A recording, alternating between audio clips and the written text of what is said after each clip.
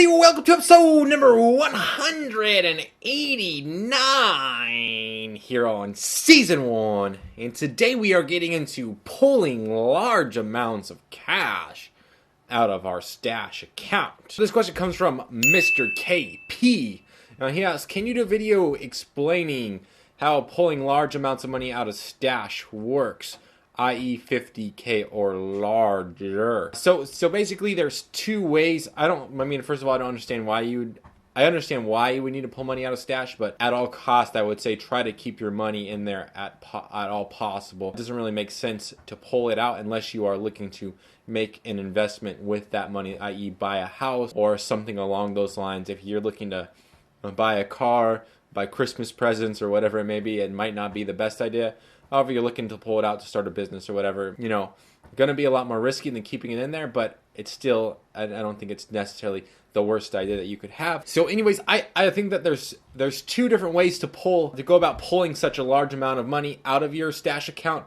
And then I soon also believe that there will be three options here in just a little bit. So the first way and the easiest way of doing it would just be to sell all your stocks, bonds, and ETFs, and then transfer it to the bank of your choice. So if you're like, you bank with Chase or whatever like that, sell all that and then transfer back into your Chase account. That would be the easiest way to do it. However, with that, there are going to be some regulations that come with transferring such a large amount of money, i.e. Stash will have to report that transfer to the IRS, because there is a law that states that any money transfer over $10,000 has to be reported to the IRS. And then also I'm sure that they'll have to get some sort of external verification from you about transferring that money from stash to a different account and make sure that that was actually a transfer that you had said that that's okay. Because if it was not, then security issues and that kind of thing, and it just gets ugly real fast. The next idea would be to sell and transfer little bits at a time, so that way it doesn't get reported to the IRS, just in case. Maybe you got something to hide and you're trying to be fraudulent with your taxes or whatever it is.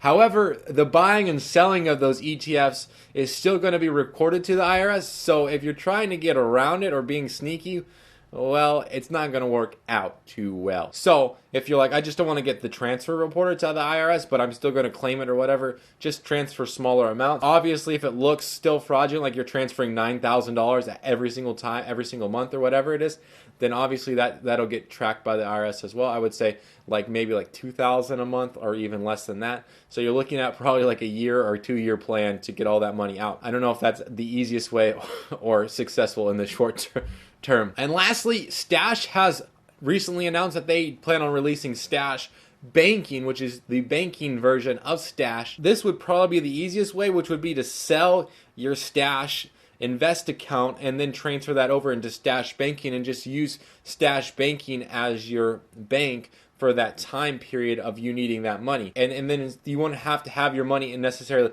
leave the entire Stash platform. It would just be in another sector of the bank. It would be like going from a certificate of deposit at Chase back to your checking account at Chase. It's all institutional, and so it's not really much of a headache to do that kind of transaction. And then my final thought would be that you could probably be able to, through Stash, you could probably process a request a check or money order.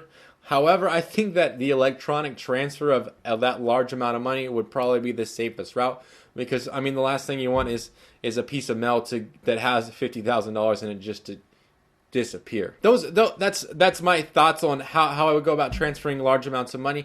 I never tried transferring large amounts of money, but if you have, please comment down below and let us know how that worked out for you. I just don't understand the reality of why transferring that large amount of money would be necessary, unless you were looking to really buy a large house I'll put a large down payment on a house, or if you were looking to buy a house outright with that kind of money. So feel free to post down below, let me know. Let's go ahead and dive into the question of the day, which is, what was your last dream about? My last dream was about, I had a weird one. It was about my wife had gotten pregnant, and it was weird. And she was like, it was just weird. It was like she didn't realize that she was pregnant and stuff, and so we were partying, and it was like, I was like, what are you doing? You can't drink that. You got a baby. And she was like, I don't know what you're talking about. And I was like, okay, whatever you say. So anyways, that was what it was about. Good thing it's not real life. So if you guys have any questions regarding Stash, Acorns, Robinhood, as well as general investing advice, business, Etsy, coaching, post those questions down below, and I will try to get them on the next episode. Until next time, don't forget to subscribe up here in this little corner right here and check out Stash Recap November edition. Check out this other video right here. And as always, thank you for watching. I really appreciate it.